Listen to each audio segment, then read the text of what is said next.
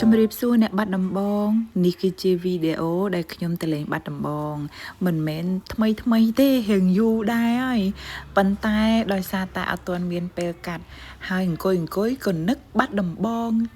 ចង់ទៅលេងបាត់ដំបងម្ដងទៀតទើបយកវីដេអូហ្នឹងមកកាត់សារថ្មីនិយាយចេញពីចិត្តហ្មងអត់ដែរទៅលេងបាត់ដំបងលើកណាដែលមានអារម្មណ៍ថាចង់ទៅលេងបាត់ដំបងម្ដងទៀតដូចលើកហ្នឹងទេមានអារម្មណ៍ថាទៅត្រូវកន្លែងគេងត្រូវកន្លែងញ៉ាំត្រូវកន្លែងហើយបាត់ដំបងឥឡូវគេអភិវឌ្ឍច្រើនមានកន្លែងដើរលេងច្រើនទៀតហ៎ប្លែកភ្នែកអញ្ចឹងទៅលើកនេះហើយគឺនឹកបាត់ដំបងចង់ទៅទៀតហ្មងគុំថាតែប៉ាម៉ាក់សំបីតអូនមួយនេះក៏គាត់ enjoy ដែរសប្បាយណាស់និយាយទៅគេនៅអតែនេះខ្ញុំទៅប្រហែលដងដែរគេនៅនឹងប្រហែលឆ្នាំមុននោះទៅ birthday ប៉ាក៏គេនៅនឹងដែរតែអង្ការនោះគេមានអាំងទឹកតែមួយឥឡូវគេ update អាំងទឹកដល់តែ2ជាន់ក្រោយហ្នឹងឃើញគេទៅ review នៅអតែនឹងច្រើនណាអង្ការលមុនខ្ញុំទៅគេងដំបងមានតែបរទេសទេឥឡូវមានខ្មែរតែច្រើនតែខ្ញុំទៅសើគាត់ចេះអាប់ដេតរហូតគាត់អត់មានទុកកន្លែងគាត់ចោលទេគឺថ្មីហើយស្អាត clean រហូតហ្មងណាឆ្លៀតចូលហាងកាហ្វេគេមកថតនៅនឹងស្អាតណាស់ vibe បែបជប៉ុនហើយនៅនេះគូសបូដើមឈើស្អាតណាស់មានប្លង់ថតរូបច្រើនណាស់នៅនេះនោះទៅជាល្អហើយក៏មានម្ហូបមានអាហារមាន drink គេញ៉ាំមកចប់ហ្មងនៅនឹងថតកូន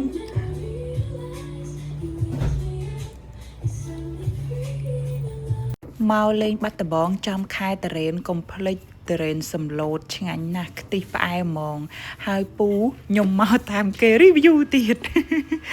តរ៉េនគាត់ឆ្ងាញ់មែនតាDaddy ទ្រាំមិនបានទេទៅរោសកោអាំងជ្រក់តកូនហើយឆ្លៀតបាននំប៉័ងប៉ាតេពីដើមទៀតណាអ៊ំស្រីសកោអាំងរបស់គាត់ជ្រក់តកូនរបស់គាត់គឺស្រួយស្រេចឆ្ងាញ់ហ្មងនិយាយទៅពិសេសត្រង់ជ្រក់តកូនគាត់ហ្មងហ្នឹងណាប្លែកត្រង់ហ្នឹងឯងសាលាខេត្តចាស់គឺជាទីតាំងបុរាណមួយដែលឥឡូវកើតជាសារមន្ទីរហើយមកលើកណាអត់ដែរបានចូលទេលើកហ្នឹងចូលតតបានអាគារប្រវត្តិសាស្ត្រមួយនេះមានអាយុកាល121ឆ្នាំហើយបើគិតមកដល់ឆ្នាំ2026ហ្នឹងណានេះទៅចាគ្នាដោយសន្តិភាពអត់ច្បាំងទេអត់មហោទេគឺជជែកគ្នាត្រូវប្រើស្លាប់ប្រកាសទឹកបេចុះអត្តលេខាលើសន្ធិសញ្ញាពេលហ្នឹងសៀមសុភ័ក្រអត់ទៅស្រុកប្រាំទៅមកមេឃរាំងក្តៅមករកកន្លែងត្រជាក់ដើម្បីញ៉ាំអាយស្គ្រីមហើយហាងគេដេកមកឡើងខ្ជូតហ្មងណាថតរូបស្អាតនេះស្ដាយអត់បានយកខោអាវមកដើម្បីផ្លាស់ឈុតឲ្យបាន2-3ឈុតថតឲ្យខុសឈុតគ្នារហូតអ៊ំពូមីងមកលេងបាត់ដំបងកុំភ្លេចមកសួរសុខទុក្ខប្រជិវផងនៅភ្នំសំពៅនៅនេះល្ងាចឡើងឥឡូវសបោភ្ញៀវណាស់មានទាំងភ្ញៀវជាតិភ្ញៀវអន្តរជាតិគាត់មកឈរថតប្រជិវគេហើទៅរកចំណីហើយមានរូបព្រះឆ្លាក់នឹងភ្នំទៀតល្ងាចឡើងនៅតាមដងស្ទឹងសង្កែឥឡូវហេតុអីក៏មានមនុស្សច្រើនម៉េះមានទាំងក្មេងមានទាំងចាស់ហើយសបោអីលក់អាហារខ្មែរក៏មានអាហារអឺរ៉ុបក៏មានដែរ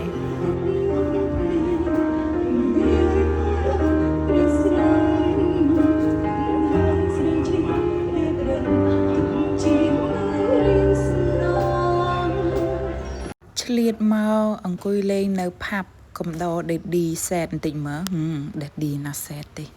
នៅមកដើរលេងឲ្យ set ទៀតលក្ខណៈជា outdoor pub ហើយមានតារាចម្រៀងច្រៀងកំដរព្រោះទៀតណាហើយខ្ញុំពេញចិត្តត្រង់តែនៅក្នុងបន្ទប់ទឹកគេមានម៉ាស៊ីនត្រជាក់16អង្សាអាហារគេវិញឆ្ងាញ់ហើយធូរថ្លៃទៀតតែគេមានចានតូចចានធំអញ្ចឹងណាទិដ្ឋភាពពេលយប់នៅអូតែលនេះទេសភាពនៅក្រៅបន្ទប់របស់ខ្ញុំបើកវាំងណូនមកអូយឃើញ view អាងទឹកស្អាតហ្មង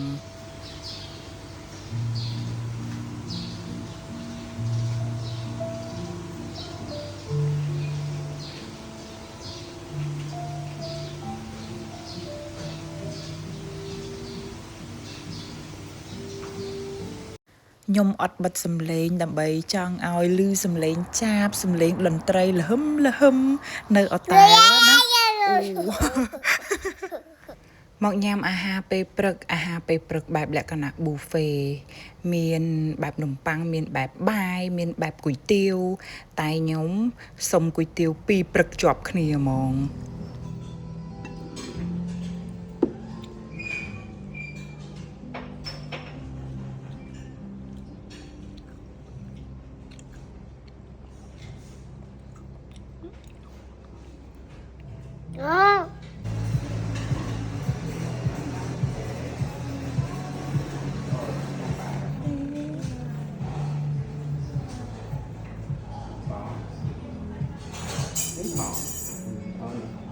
ទៅញ៉ាំប៉មក Nhằm phó vô má មួយ chị thì át បានហើយយកអាផ្សេងផងកូន cho nào thế cối nhằm cối át ដូចអត់បាត់ដំបង3ថ្ងៃ2យប់មួយផ្លេតអស់មួយទៀតអំពូមីងកុំភ្លេចទៅ explore កាហ្វេបែបលក្ខណៈបុរាណផងមាននៅខ្ញីកាហ្វេកត្រេកកត្រកទៅភ្លក់រសជាតិកាហ្វេនិងទៅថតរូបលេងនៅតាមផ្ទាំងគំនូរតាមជញ្ជាំងមើលហើយនឹកបាត់ដំបង see you soon bye